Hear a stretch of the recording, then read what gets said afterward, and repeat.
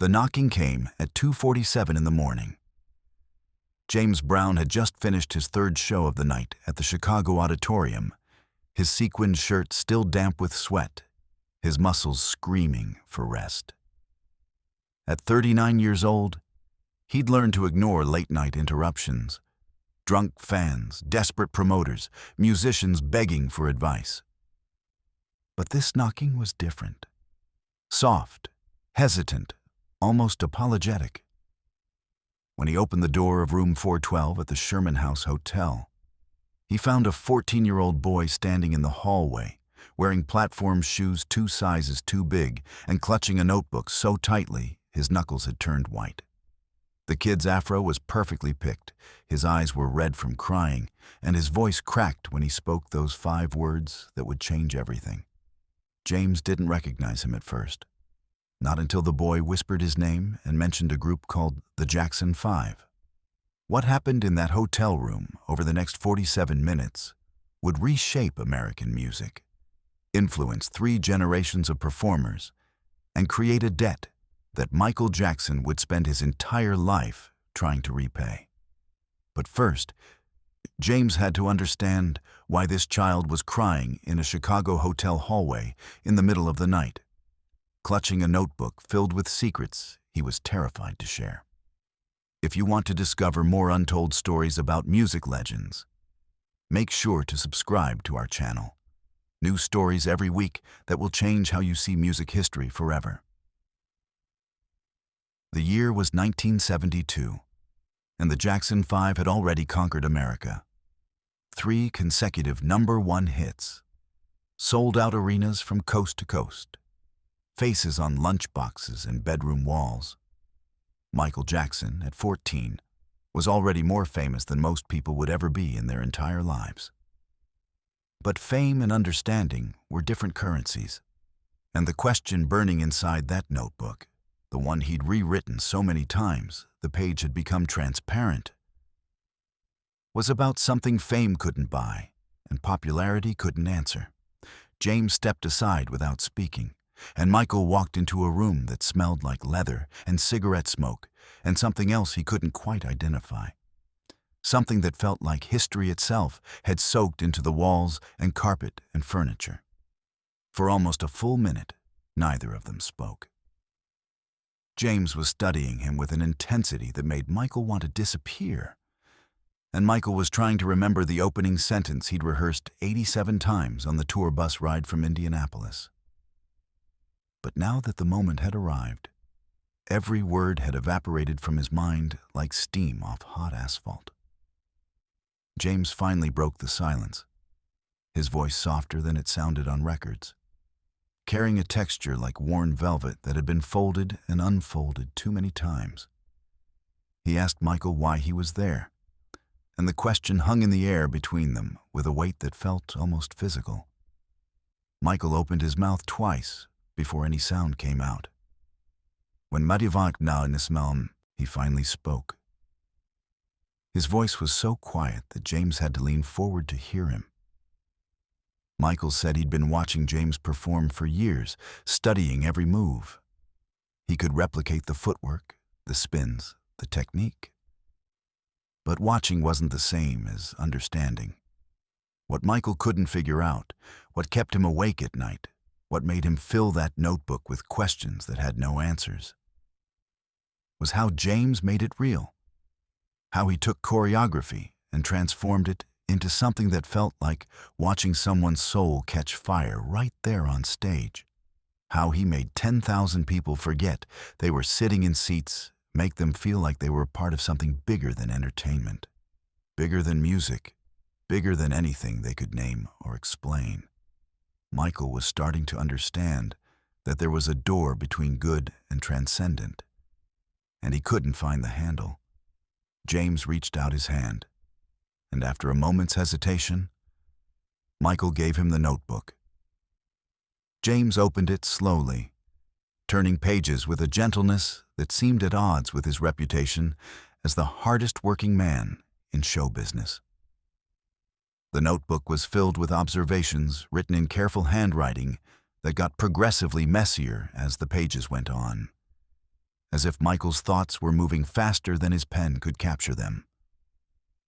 There were diagrams of stage movements, lists of songs with notes about tempo and energy, questions written and crossed out and rewritten, observations about crowds, about lighting, about the way certain notes could make an audience lean forward or pull back.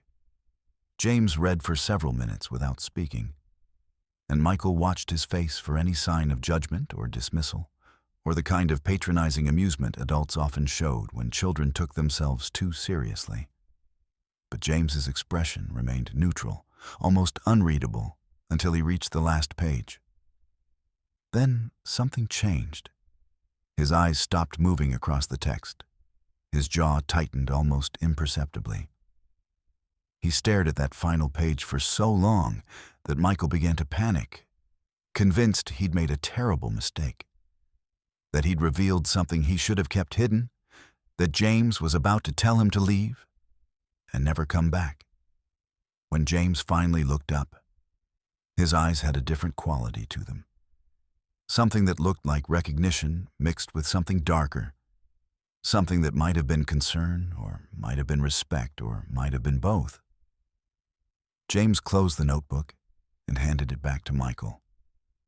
Then he stood up, walked to the window, and looked out at the Chicago skyline for what felt like an eternity, but was probably only 45 seconds.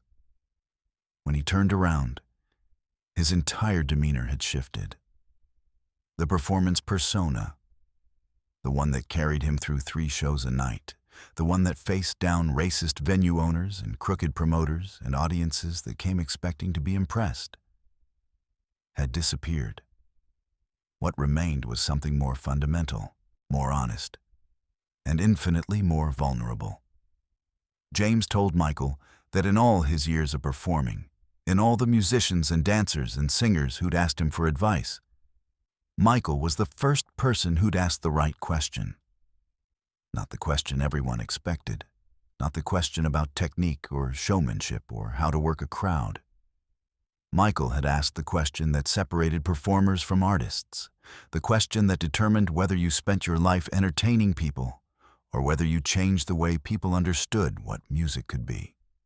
James sat back down, and what he said next would become the foundation of everything Michael Jackson would do for the rest of his career.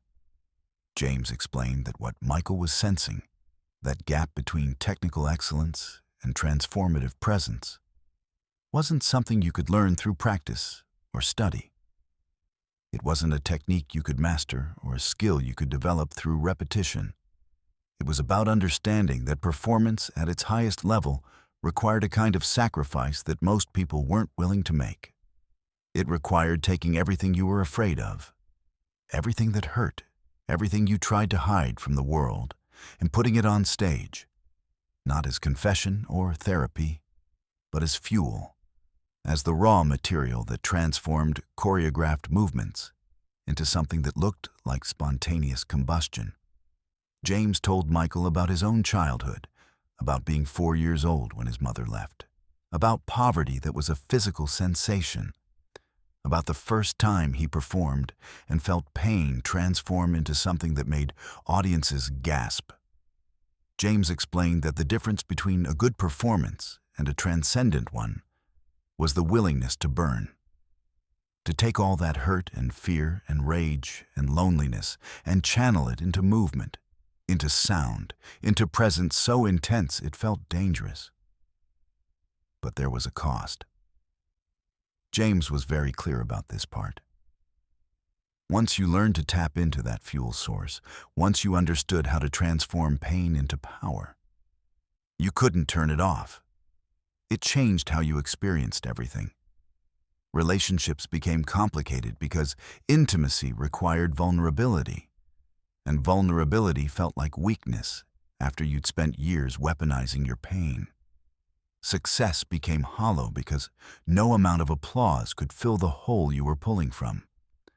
The stage became the only place you felt real, and everything else, every interaction, every quiet moment, every attempt at normalcy, felt like waiting.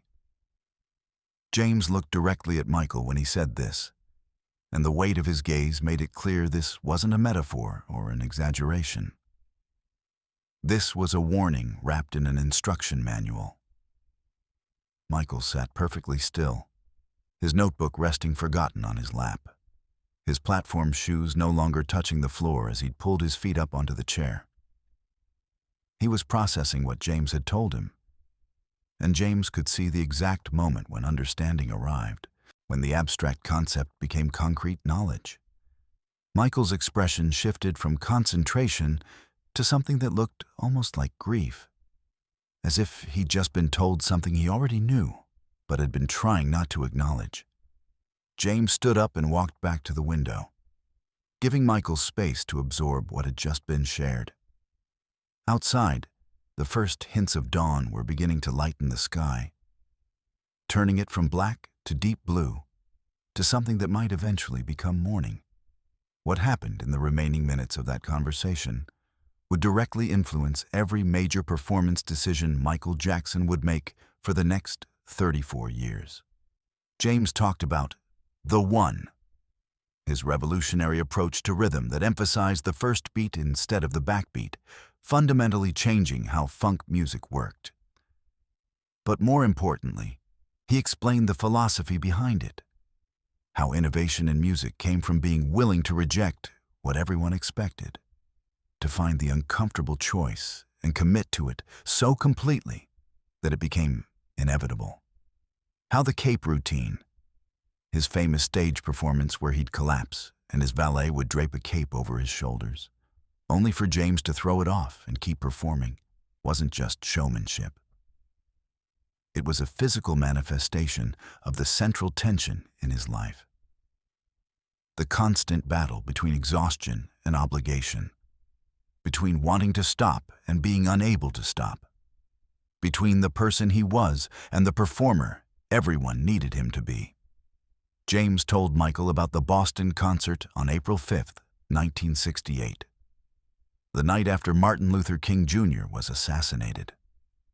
How he'd performed a free concert broadcast live on television, knowing that if it went wrong, if the crowd turned violent, if his presence inflamed rather than calmed, entire neighborhoods could burn.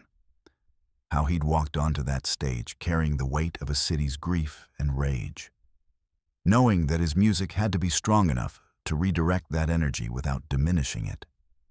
How he'd understood that night, more clearly than ever before, that being an entertainer meant being responsible for more than just entertainment. It meant understanding that when you learned to channel pain into performance, you became a conduit for other people's pain too. You became something larger than yourself, and the cost of that transformation never stopped accumulating. Michael asked a question then, his first real contribution to the conversation beyond listening. He asked James if it was worth it, if knowing what he knew now, if he could go back to that dirt road in Barnwell, South Carolina, before his mother left, before poverty became his identity, before he discovered that music could be a weapon against silence and invisibility, would he choose the same path? James didn't answer immediately. He walked back to the desk, picked up a cassette tape, turned it over in his hands like it might contain the answer. When he finally spoke, his voice had a quality Michael had never heard before, something that sounded like honesty mixed with resignation, mixed with a pride too complicated to have a single name. James said that every person who achieved greatness in any field paid a price for it. The only question was whether you paid that price knowingly or unknowingly, whether you understood what you were trading and made the exchange deliberately, or whether you stumbled into it and spent the rest of your life trying to figure out what happened. The gift James was giving Michael in that hotel room wasn't permission or instruction or even encouragement. It was clarity. It was the chance to walk through that door between good and transcendent with his eyes open, understanding exactly what he was choosing and what he was surrendering. Some people were meant to entertain. Some people were meant to transform. You couldn't be both, and you couldn't go back once you'd made the choice. A knock on the door interrupted them. James's driver, announcing that it was time to head to the airport for his next city, his next 3 shows, his next hotel room that would smell like leather and cigarette smoke and the accumulated weight of 1,000 temporary nights. James stood up, and Michael followed, his legs stiff from sitting in the same position for so long. James walked Michael to the door, and before he opened it, he put his hand on Michael's shoulder. The gesture was brief, almost formal, but the weight of it felt like a blessing or a burden, or maybe both at once. James told Michael that what they discussed stayed between them, not because it was secret, but because some knowledge could only be earned through direct transmission. You couldn't learn it from a book or a documentary or even from watching someone else demonstrate it. You had to be given it by someone who'd paid the full price and survived. Michael walked out of room 412 into a hallway that looked exactly the same as it had 3 hours earlier, but felt completely different.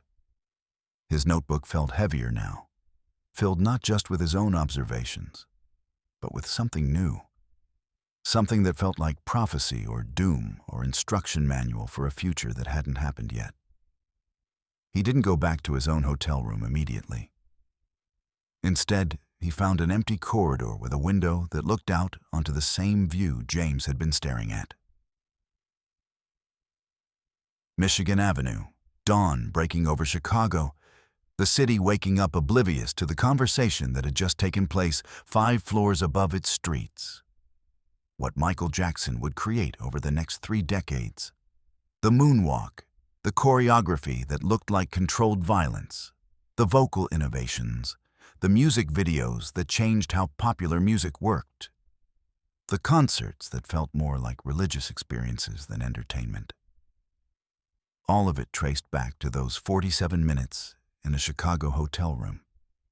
The knowledge James gave him became the foundation for Thriller, for Bad, for The Dangerous Tour, for every moment when Michael stopped being a performer and became something else.